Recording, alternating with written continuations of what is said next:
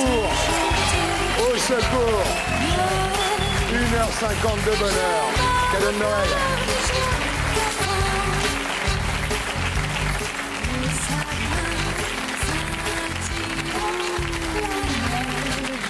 Bien, alors cette Lisa là, elle a quand même une vie privée assez compliquée. Sa mère est atteinte de la maladie d'Alzheimer. Sa fiancée s'appelle Nadine. Alors concernant votre mère, c'est autobiographique. Pendant qu'elle était malade, vous êtes parti pendant 1 an à son chevet, dans l'appartement de votre enfance à Saint-Étienne. Et pas possible de vous décoller d'elle, quoi. Non. Non, parce que quand on sent que... on ne sait pas d'ailleurs, cette maladie, on ne sait pas que ça va faire mourir. Donc je ne sais pas si on reste parce qu'on sent que... Mais cette maladie, en tout cas, fait qu'il y a un lâcher-prise de la part des gens qui l'ont. Et ma mère, qui était plutôt quelqu'un de dur, enfin, voilà, qui était dans la pudeur, dans la dureté, avait lâché. Donc elle était aimante. Et cette chose qu'on a, bon, on a envie de le prendre. Et puis on y est, quoi. Vous avez une phrase terrible, vous dites « On perd la personne, mais elle est encore vivante ». Oui, c'est terrible, c'est terrible. Les mots pour expliquer ça, parce que c'est vrai qu'on devrait... Elle n'est plus là, on devrait faire un deuil, elle est là, et on se dit, tous les matins on se réveille, on se dit, je vais faire comme sur le manifeste, je vais faire un petit retour arrière, et puis ça va marcher, parce que parfois ça marche. Donc, tac, et puis... Parfois ça marche. Ben, parfois ça marche, quoi. Il y a des éclairs de lucidité. Il y a des éclairs de lucidité, et puis à un moment, il n'y en a plus du tout, et puis il n'y en a plus du tout quand, évidemment, le jour où ma mère m'a dit, tu sais où est Muriel?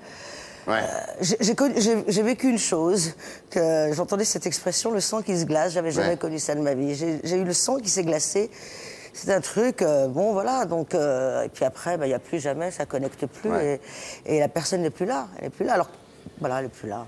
Alors, à l'issue de cette aventure tragique, vous avez connu une dépression assez grave. Oui, oui, j'étais très mal, quoi, j'avais un peu, à un moment, j'étais les yeux au plafond. Vous dites, je m'en sortirai pas, quoi. Oui, ma grande sœur a dit qu'il faut la mettre dans une clinique psychiatrique, quoi. On peut pas laisser comme ça. Ça marchait plus, quoi. J'y étais plus. Donc, voilà, on m'a mis au bon endroit, dans un village d'ailleurs où j'avais fait ma terminale.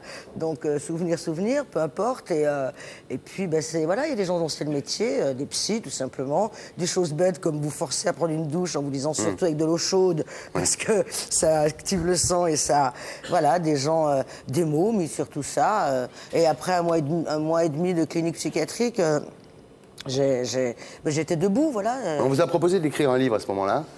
Oui, un peu après, oui. J'ai commencé à mettre des mots sur ça. Je les ai mis d'ailleurs. Et je dirais que ce qui est intéressant dans cette écriture, parce que la bonne écriture, peut-être, si on a quelque chose à dire d'intéressant, c'est quand il n'y a plus du tout de censure, d'autocensure. Donc il y a quelque chose qui sortait comme ça. Donc j'ai pu balancer 40 pages qui sont... Je crois qu'à un moment, c'est ni bien ni pas bien. Quand c'est vrai que c'est comme si on regardait le cœur et qu'on lisait dedans. Et puis ça m'a fait aller mieux aussi, ça. Et à un moment, c'est drôle parce que je devais aller mieux et puis j'ai voulu écrire. Puis je commençais à regarder ce que j'écrivais, la censure. Et là, j'ai plus pu écrire parce que je te disais non, l'adjectif, faut le mettre là. Ça allait mieux, là, déjà, fini. Et voilà. En fait, ce bouquin, ça vous a servi de thérapie, parce que vous dites que la scène n'est pas du tout une thérapie. Pour monter sur scène, il faut aller bien. C'est la plus magnifique des pommades, parce que pommade, quand on a bobo, ça fait doux, quoi, ça fait du bien, mais ça ne guérit pas, ça ne soigne pas. Non. Il y a une autre thérapie aussi, c'est que vous êtes délesté de 15 kilos, quand même, non?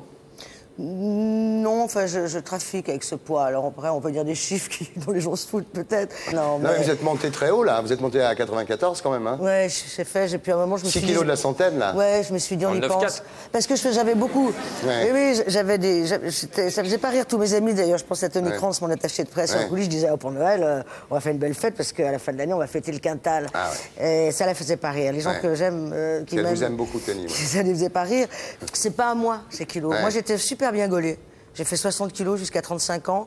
J'avais un corps nickel. Et puis, ces kilos sont pas à moi. Ils représentent ce qui n'est pas à moi dedans. Alors, quand j'enlève, eh ben, ils vont partir avec. Quand vous parlez de vous, à l'époque, il y a quelques années, sur scène, vous dites « J'étais engoncé dans des vêtements trop serrés. J'avais la tête qui dépassait, avec la coupe la plus courte possible. » Une espèce de machine de guerre, quoi. Qu'est-ce que c'est ce visage carré, ces cheveux courts, cette fille qui est comme ça, qui est ni jolie ni pas jolie. Qu'est-ce que c'est que ce truc, quoi? Non, mais il y avait un boulot à faire.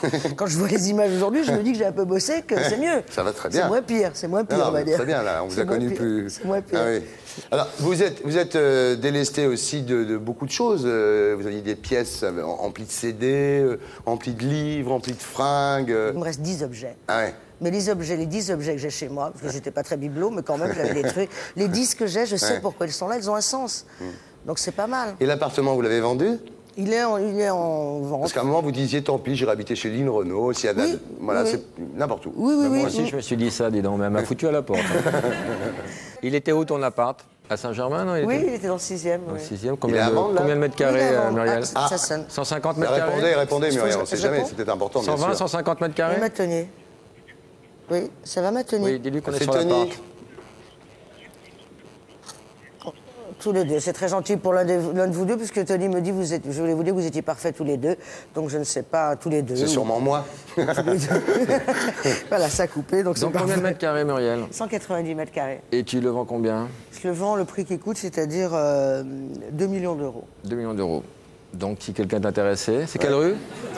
C'est Moi, je suis sûr qu'il y a des gens riches qui nous Bah oui, il y a regardent. des Attends, riches qui regardent. Bien sûr. Il y a des riches qui c'est rue des regardent. 4 vents dans le 6e. Et même Il y a des pauvres peuvent se mettre à plusieurs. Hein. Après, il faut se serrer un peu quand on est dedans, mais bon. Et donc 2 millions, mais c'est négociable ou pas? Non, pas du tout. Pas- parce que, 2 millions. C'est ce que ça coûte. Donc, Voilà. 2 millions. Mais il y a 2 terrasses, D'euros. une cheminée. D'euros. Et... Non, c'est un endroit qui a beaucoup de charme. Et vous enlevez tout, bien sûr. Non, il y a des trucs dedans, si les gens veulent les garder, je m'en fous. C'est clair, c'est lumineux. Je m'en fous, c'est très bien. C'est bruyant, c'est sur rue. Pas du tout. Non, c'est comme une maison, Et mais. les charges, il n'y a pas trop de charges dans ce quartier. Non, c'est bien.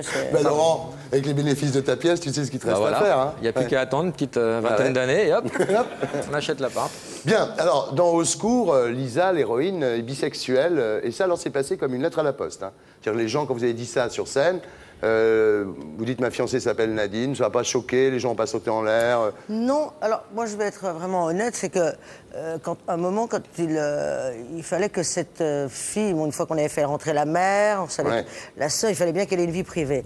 Et là, Pierre n'était plus avec moi parce qu'à un moment, il n'a plus pu écrire avec moi. Donc j'étais seule. Je me suis dit, bon, évidemment, elle était avec un mec, et j'étais avec Roger Louret, mon metteur en scène, et je lui dis, si t'es avec une femme, est-ce que c'est pas plus drôle? Plus drôle, surtout. Je suis dans la fiction. Après, savoir si Lisa, c'est comme moi, on peut se poser la question. On peut se poser la question. Moi, je vous la poserai pas parce que, comme vous savez, je suis d'une discrétion sais. légendaire. Incroyable. Je crois que tout le monde le sait dans ce pays désormais. Oui, donc je dis pas. Certaines émissions, tu es d'une pudeur, d'une Vous discrétion. me la posez pas, mais Intact. Je vous la pose pas, vous Muriel. me la posez pas, vous me la posez pas, et j'apprécie parce que ça fait plusieurs fois que je viens. fait plusieurs Et fois vous que tu allez te la poses parfois pas. sur des terrains Voilà. où peut-être les gens sont mal à l'aise, mais puisque vous me la posez pas, je vais vous répondre. Oui. C'est que je prends l'amour là où il est. La vie est très courte. La vie est très... Voilà. J'imagine que pour vous, l'être humain est plus important que le sexe. C'est de l'amour, quoi. On va pas. Ben, bien sûr. Voilà. Ceci étant, vous avez déclaré, je sais depuis toujours que je finirai ma vie avec un homme. Oui, j'ai dit ça et eh bien, c'est pas bien parce que c'est déjà encore me foutre Ouais. je sais rien. Je sais rien, je sais rien, je sais rien, je sais rien, mais je sais rien. Donc, Au secours est un gros succès, le DVD va cartonner, et pourtant, récemment, on vous a beaucoup entendu vous plaindre dans les médias de ce que personne vous propose de film au cinéma. Vous dites, on ne me désire pas, pourquoi? Qu'est-ce que j'ai qui leur déplaît? Quoi, Est-ce que ma je suis- gueule? Voilà, est-ce que je suis trop blonde?